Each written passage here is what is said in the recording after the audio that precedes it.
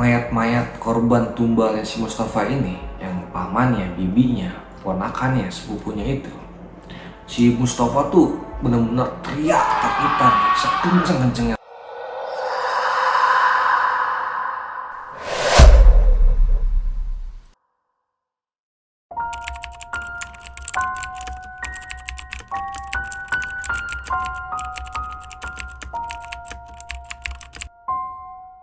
Balik lagi di channel Cerita Hororku bersama gua Ardan yang akan selalu memberikan cerita-cerita horor dari kisah nyata seseorang. Terima kasih buat kalian yang udah nonton video ini. Semoga kalian ditambah rezekinya dan dimudahkan segala urusan-urusannya.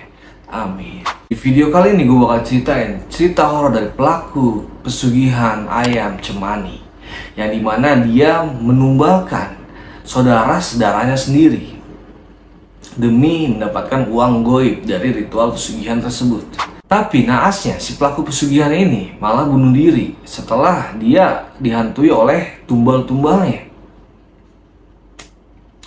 Penasaran dengan ceritanya? Gak pakai lama, gue bakal langsung ceritain cerita horornya dari pelaku ritual pesugihan ayam cemani yang bunuh diri setelah dihantui oleh tumbal-tumbalnya tersebut. Tapi sebelum gue lanjut ceritanya, buat kalian yang belum subscribe channel ini, tolong di subscribe dulu dan klik tombol loncengnya biar kalian gak ketinggalan cerita-cerita horor lainnya. Oke, langsung aja cerita hororku dimulai.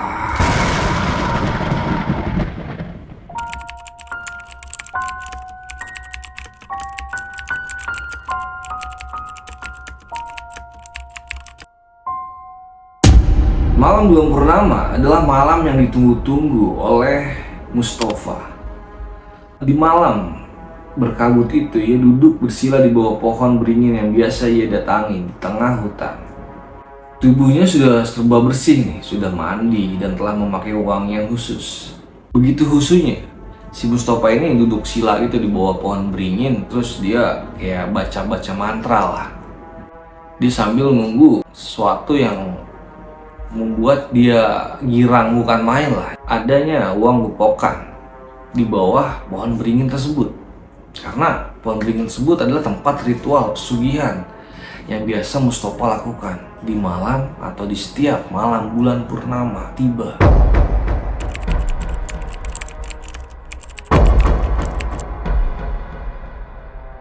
Mustafa ini udah lama banget nih melakukan ritual pesugihan itu di bawah pohon beringin. Ya, emang sajinya nggak begitu rumit lah, cuman butuh ayam cemani atau ayam hitam dan beberapa sesaji lainnya kayak kemenyan dan ya kembang 7 rupa, telur, angsa, dan yang pastinya membutuhkan tumbal untuk melakukan atau menyempurnakan ritual pesugihan tersebut. Biasanya orang-orang dekat Mustafa nih bakal meninggal secara misterius yang nggak wajar lah setiap 1 tahun sekali. Namun keluarga besar Mustafa itu nggak ada yang tahu nih atau pola pesugihan atau sistem pesugihan si Mustafa yang udah dijalanin sama dia. Karena si Mustafa tuh nggak perlu nyari tumbal, bukan ranahnya Mustafa lah. Si Mustafa cuman cukup bertapa dan menggelar sesaji kayak ayam cemani dan lain-lain di bawah pohon beringin itu. Kau tak akan membunuh siapapun. Biarkan demi itu mencari tumbal dari saudara-saudaramu. Begitu kira-kira ketua sang dukun atau guru Mustafa saat meminta malam pesugihan beberapa tahun yang lalu. Jadi setelah malam bulan purnama, si Mustafa ini selalu mengadakan syukuran hajatan lah di rumahnya. Itu untuk mengusir hal-hal negatif, hal-hal buruk lah dalam ritual pesugihannya itu. Jadi setiap tahun itu si Mustafa ngadain hajatan atau syukuran itu, dia bilang hanya untuk menggelar sedekah aja, membagi-bagi makanan dan uang lah ke warga sekitar di rumahnya itu. Dan orang-orang pun nggak ada yang satu pun curiga sama si Mustafa ini atau sama ritual pesugihan ini, walaupun setiap tahunnya itu selalu ada aja tumbal atau orang yang meninggal, saudara-saudara Mustafa yang meninggal secara misterius atau secara nggak wajar lah, meninggalnya, tiba-tiba mati begitu aja.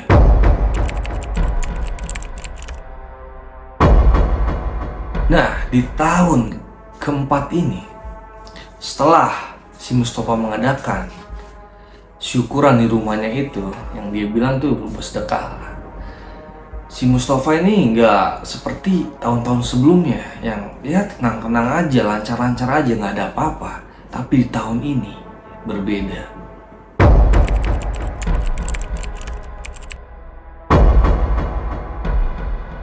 Pertama, ia tiba-tiba sering banget mencium bau bangkai yang amis banget di dalam rumahnya.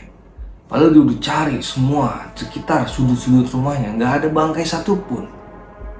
Cicak pun nggak ada lah, tikus dan lain-lain, nggak ada. Pokoknya bau bangkai dan bau amis darah ya, dia nyium itu setiap malam. Yang kedua, yang buat dia merinding, kadang dia suka dengar orang kayak menangis, merintih kesakitan di samping telinganya persis. Padahal di kiri kanannya nggak ada siapa-siapa. Istri dan anak-anak juga ya tidur, cuman si Mustafa aja yang dengar suara tangisan tersebut. Semua kejadian itu terus menerus mendatangi si Mustafa nih, sampai akhirnya si Mustafa datang nih ke dukun dia atau ke gurunya dia lah, buat minta mantra baru atau ya pencegah hal-hal aneh tersebut.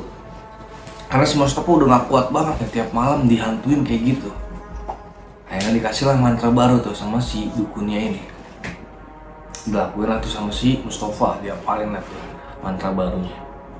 Namun kejadian-kejadian aneh itu bukannya hilang, malah semakin jadi. Sampai si Mustafa tuh bener stres, depresi banget lah.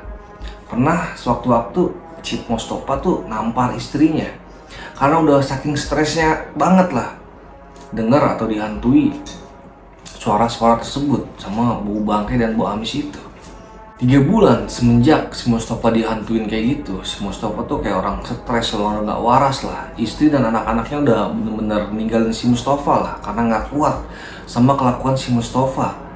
Semakin hari tuh semakin kayak orang gila, gak terkendali gitu, gak terkontrol, teriak-teriak gak jelas, terus sering mukulin istrinya sama anak-anaknya.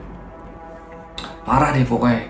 Akhirnya si istrinya mutusin buat pisah lah sama si Mustafa nih, pergi ke rumah orang tuanya istrinya ini. Dan si Mustafa akhirnya ditinggal sendirian tuh. Dan warga-warga sekitar banyak banget yang ngomongin si Mustafa, kalau si Mustafa tuh udah gak waras lah, macem-macem lah, banyak diomongin. Karena emang gak pernah berbaur lagi, dia terus murung di dalam rumah si Mustafa ini, gak mau keluar rumah. Manusia kalau sudah kebanyakan ilmu dan kalau nggak kuat menerimanya, maka akan berakhir seperti si Mustafa tuh. Iya, si Mustafa itu sepertinya ketahuan selingkuh ya istrinya. Terus dia ditinggal tuh dan menjadi stres seperti sekarang. Ya, kita harus selalu banyak-banyak bersyukur ya. Dan sampai kayak Mustafa yang jadi begitu. Padahal dia kaya dan tampaknya bahagia tuh. Nggak tahu tuh si Mustafa kayaknya kena santet nih. Atau dia kemakan sama ilmu hitamnya sendiri. Ya kurang lebih berbagai isu atau omongan-omongan atau cemooh-cemooh tetangga-tetangga itu seperti itu. Mereka cuma ya baru menebak-nebak aja lah, nggak tahu yang benar-benar yang terjadi sama si Mustafa itu apa.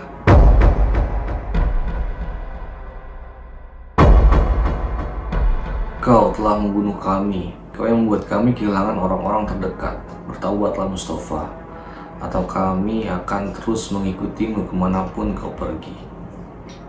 Hal-hal aneh tersebut semakin menggila. Kini Mustafa melihat jelas orang-orang yang mati karena menjadi tumbal pesugihannya. Mereka terus mengikuti kemanapun si Mustafa pergi. Si Mustafa kenal ya sama hantu-hantu itu atau orang-orang yang meninggal itu. Mereka adalah paman, bibi, ponakan, bahkan sampai sepupunya Mustafa itu sendiri. Terus saja menghantui si Mustafa nih. Jika si Mustafa udah ngelihat bayangan-bayangan atau mayat-mayat korban tumbalnya si Mustafa ini, yang pamannya, bibinya, ponakannya, sepupunya itu, si Mustafa tuh benar-benar teriak ketakutan, sekenceng-kencengnya teriak, dan membenturkan kepalanya berkali-kali ke dinding sampai mengeluarkan darah.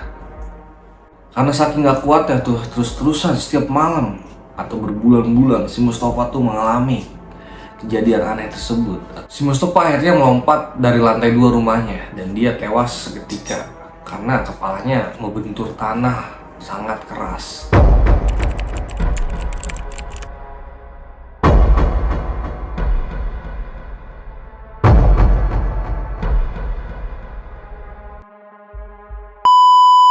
Jadi cerita si Mustafa ini diceritakan oleh istrinya, si Mustafa, yang telah kabur atau pergi ninggalin si Mustafa setelah si Mustafa tuh ngalamin kejadian-kejadian aneh, seperti orang yang gak waras lah. Gimana menurut kalian nih cerita pesugihan ayam cemani yang dilakukan oleh si Mustafa ini, yang berakhir tragis, dia sampai akhirnya bunuh diri atau lompat dari lantai 2 rumahnya. Dia tewas karena kepalanya membentur tanah begitu keras. Terima kasih buat kalian yang udah nonton video ini dari awal sampai akhir. Jangan lupa like, comment, dan subscribe channel Cerita Hororku biar gue makin semangat buat bikin video cerita-cerita horor lainnya. Gue Ardan pamit, sampai jumpa di cerita-cerita horor selanjutnya. Salam cerita hororku.